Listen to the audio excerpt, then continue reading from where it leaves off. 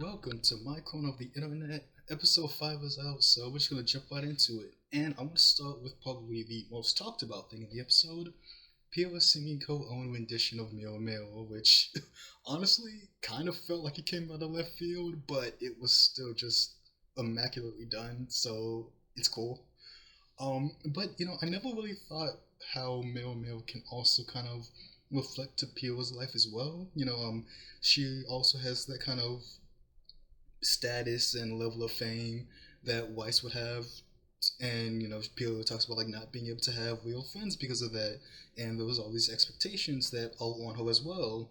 So it kind of doubles to how Pyrrha actually is. But as far as Ice Cream and Pyrrha is concerned, I feel like it's more of it's more Weiss kind of reflecting her own thoughts onto Pyrrha.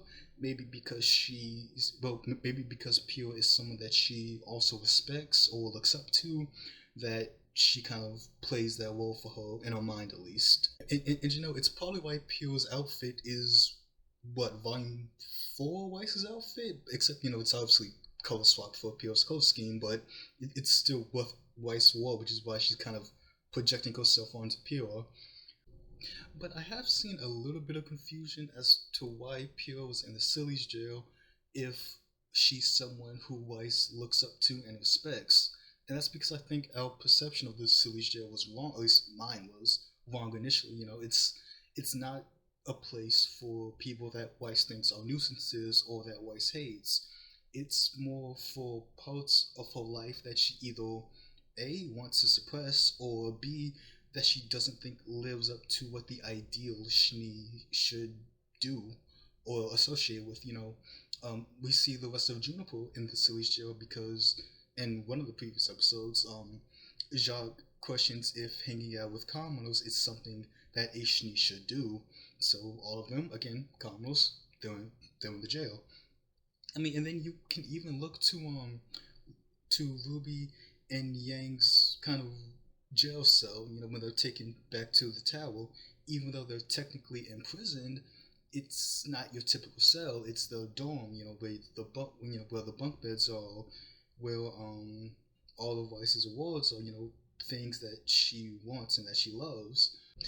So I'm pretty confident saying that all the stuff behind the jails are either stuff that Weiss wants or wants to associate with, but doesn't think she can, so she has to kind of keep it under wraps while she still deals with Jacques and everything that comes with bearing the Schnee name. But while I'm on the topic of Weiss, I just want to bring a few things up. First off, I was pretty interested in seeing her pray. Given her close in, I think, volume 4, he mentioned how many people in Rimland aren't religious anymore.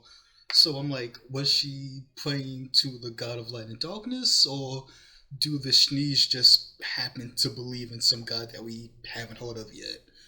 Then moving on from that, there's also the glass coffin with an apple on it, which is again calling back to whole Snow White illusion when Snow White's in the glass coffin and she eats the apple to go to sleep. But it seemed like the nightmare was trying to kind of persuade her to go into the coffin. So it's like if she goes in there, is that how the nightmare finally kind of takes over and fully consumes her?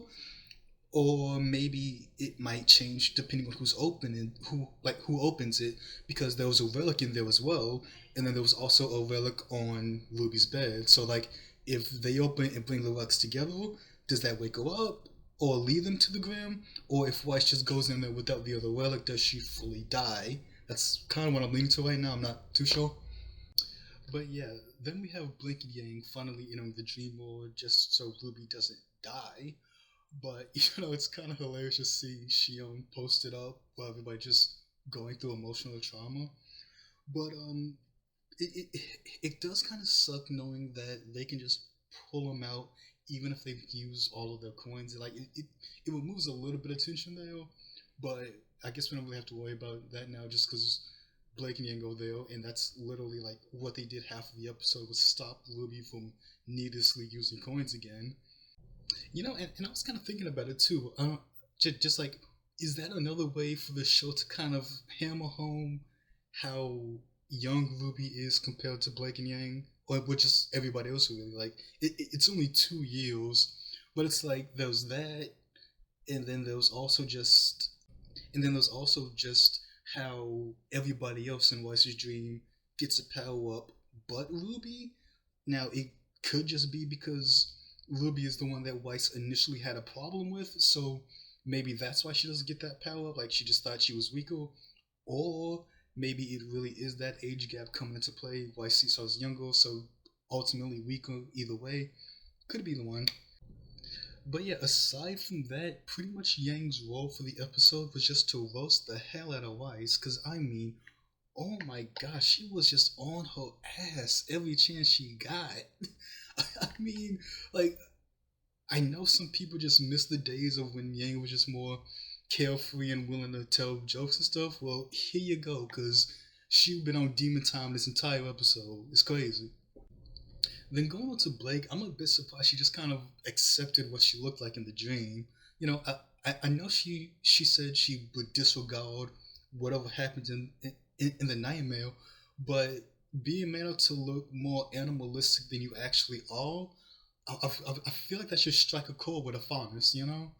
But I I guess they kind of just tried to patch it over by saying like, oh, Dream Weiss and actual Weiss are two separate identities. You know, it's like, well, Dream Weiss might just be an amalgamation of whatever thought she has. It's not a true representation of what she is. You know, it's just all of that just cranked up to 11 by the nightmare. So it's like, I get it, but it still just seemed kind of left open to me.